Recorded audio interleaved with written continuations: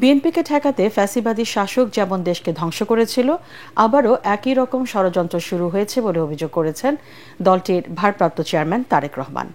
প্রবাসে থাকা নেতাকর্মীদের সদস্য সংগ্রহে অনলাইন কার্যক্রমের উদ্বোধন অনুষ্ঠানে তিনি বলেন, বিএনপিকে কেউ জনবিচ্ছিন্ন করতে পারবে না। আগামী নির্বাচনে মনোনয়নের ক্ষেত্রে দলীয় সিদ্ধান্ত মেনে নিতে নেতাকর্মীদের প্রতি আহ্বানও জানান তারেক রহমান। কামরুজ্জামান রাজীবের রিপোর্ট।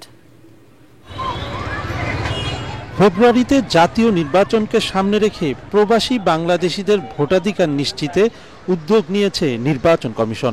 এবার প্রবাসীরা ফ্যাক্টর হয়ে দাঁড়াতে পারে নির্বাচনে জয় পরাজয়ের সমীকরণে। এরই প্রেক্ষিতে প্রবাসের দলীয় সদস্য সংগ্রহ ও সদস্য পদ নবায়নে অনলাইন পেমেন্ট গেটওয়ে কার্যক্রমের উদ্বোধন করেন বিএনপির ভারপ্রাপ্ত চেয়ারম্যান তারেক রহমান। এতে নেতারা বলেন, এর মধ্য দিয়ে দলে আধুনিকায়নের যাত্রা শুরু হলো, নিশ্চিত হবে আর্থিক স্বচ্ছতা ও জবাবদিহিতা। এ সময় দলের মহাসচিব অভিযোগ করেন, পরিকল্পিতভাবে বিএনপির বিরুদ্ধে প্রচারণা চালানো হচ্ছে।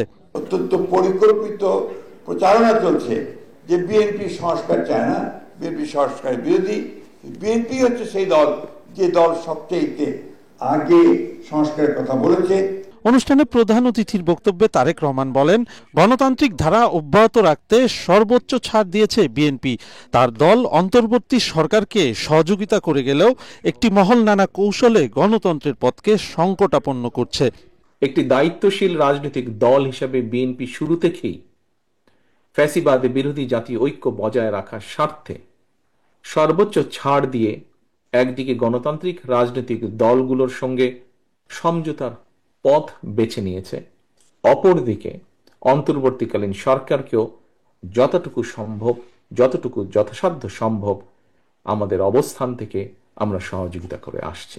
অথচ আমরা দেখছি, সমগ্র দেশবাসী দেখেছেন, প্রতিনিয়ত একের পর এক নিত্য নতুন শর্ত জুড়ে দিয়ে গণতন্ত্রের উত্তরণের পথকে কেমন যেন সংকটাপূর্ণ করে তোলা হচ্ছে। নির্বাচনে বিএনপির মনোনয়ন প্রসঙ্গে তারেক রহমান বলেন, ফ্যাসিবাদ বিরোধী আন্দোলনে থাকা মিত্র দলগুলির জন্য আসন ছাড়বে বিএনপি। ভিন্ন রাজনৈতিক দলের যারা ফ্যাসিবাদ বিরোধী আন্দোলনে আমাদের সঙ্গে রাজপথের সঙ্গী ছিলেন, এমন প্রার্থীকেও বিএনপি সমর্থন দেওয়ার সিদ্ধান্ত নিয়েছে।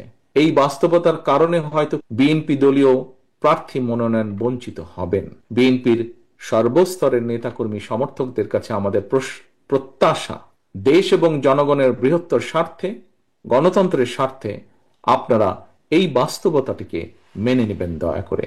দল ক্ষতিগ্রস্ত হয় এমন কোনো আচরণ না করতে নেতা কর্মীদের প্রতি আহ্বান জানান তারেক রহমান। গণতন্ত্রের স্বার্থে আপনারা কামরুজ্জামান রাজীব, এটিএন বাংলা, ঢাকা।